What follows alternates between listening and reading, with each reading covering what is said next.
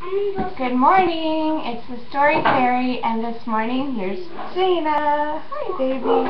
This morning I'm going to read a story called Pancakes for Supper, and we love this book. We got it for Jana's second birthday, and we've been reading it ever since. It's one of our favorites. It looks like this by aNNe. Pancakes for Supper. And as usual, I'm not going to show you the story, the pictures. I want you to make a picture in your head. Yeah, Jana gets to look at the pictures because she's here. But you don't get to see the pictures because I want you to use your brain. Hey, Jana, could you bring my coffee, please? Coffee? It's out there. What's coffee? You know what coffee is. Get me my coffee, please. I haven't had my coffee yet. Okay. We're on our way to school, but we have time for one Where's story. Your coffee, Mama? It's right out there, Bun Bun. One morning in a March wood, a solitary, that means all by itself, wagon splashed along the mud road toward the town of Whisker Creek.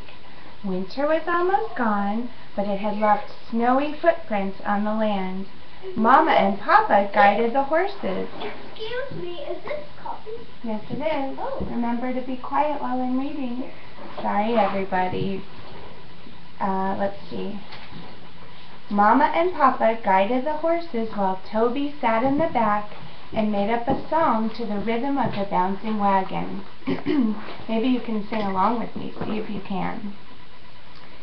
I've got a sky blue coat with purple lining, a sun yellow sweater with green leaves twining, thick orange mittens with a matching cap, buck-hide boots to keep out the damp, fuzzy red long johns and a dress of brown, brand new clothes for Whisker Creek town.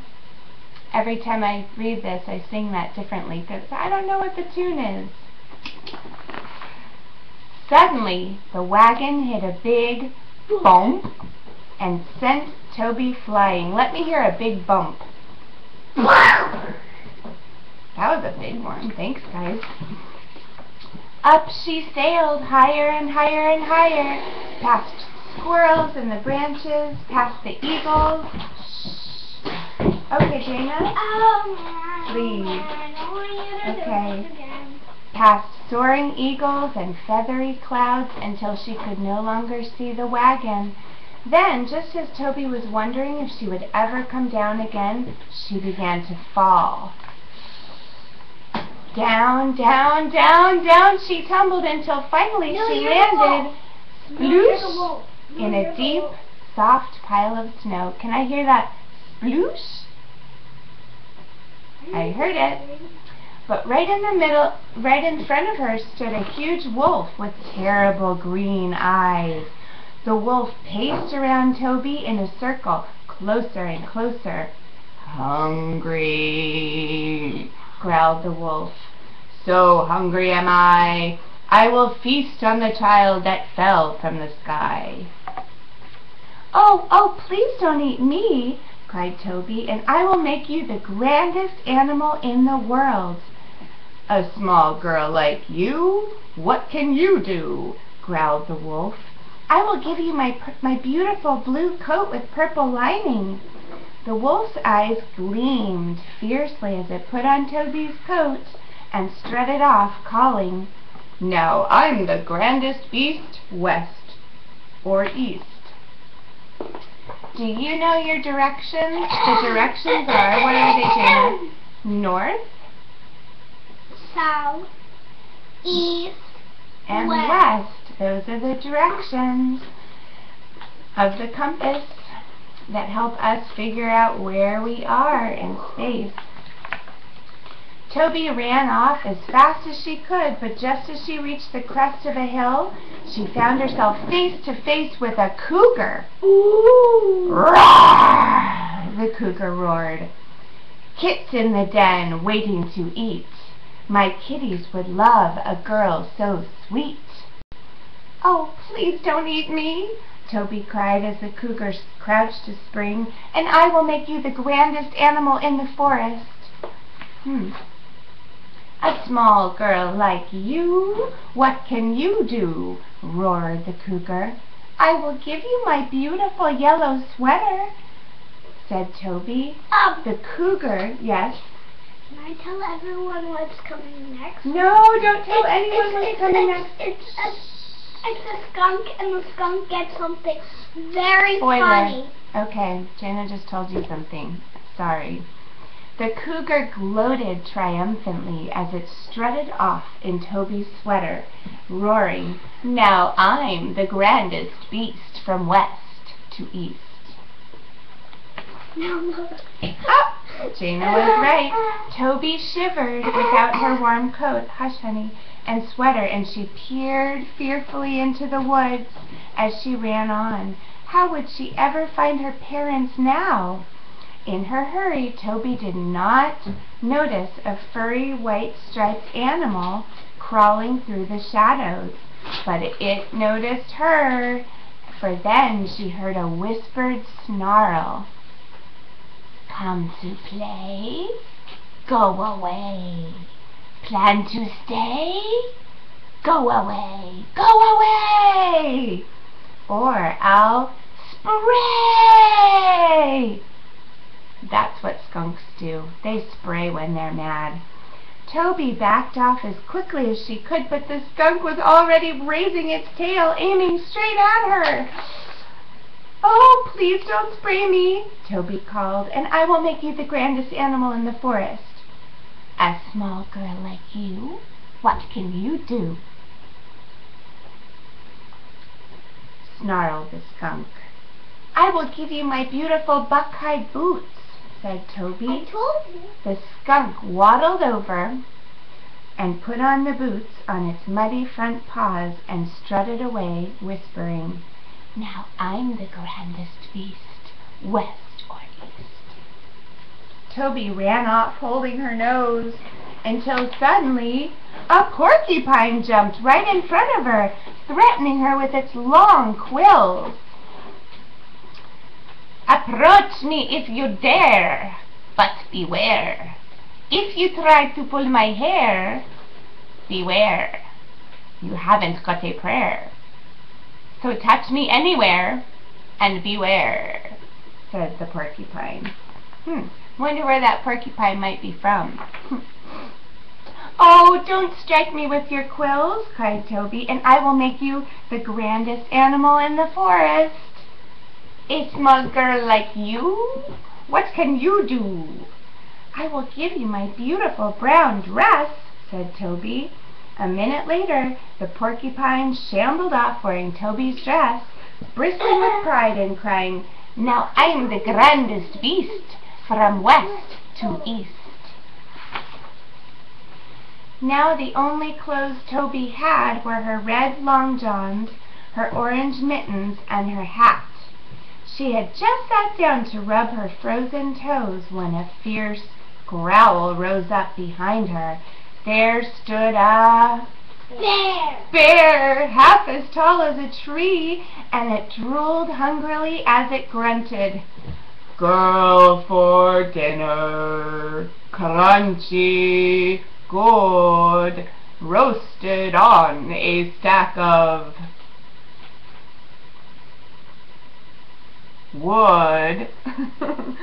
Should I stew her? Yes, I should. Young but ripe enough to eat. Crunchy fingers, crunchy feet, dipped in honey, very sweet. Toby was getting scared. Oh, please don't eat me, and I will make you the grandest animal in the forest, cried Toby.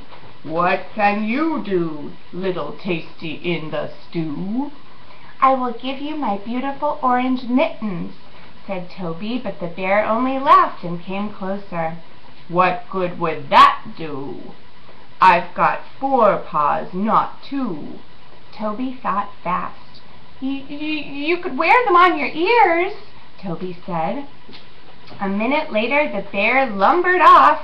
Now this is a funny picture for your head, wearing Toby's mittens on its ears and thundering, Now I'm the grandest beast from west to east.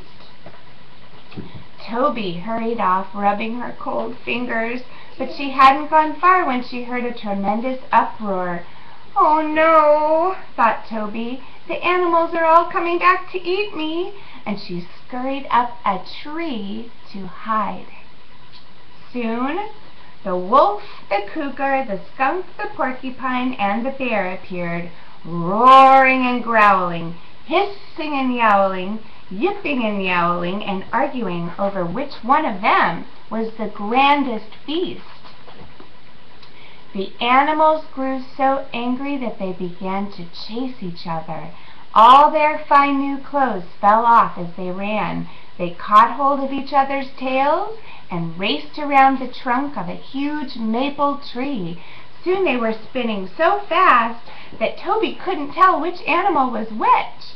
Round and round the animals whirled, faster and faster, faster and faster, until at last they melted into a great golden brown puddle at the base of the trunk.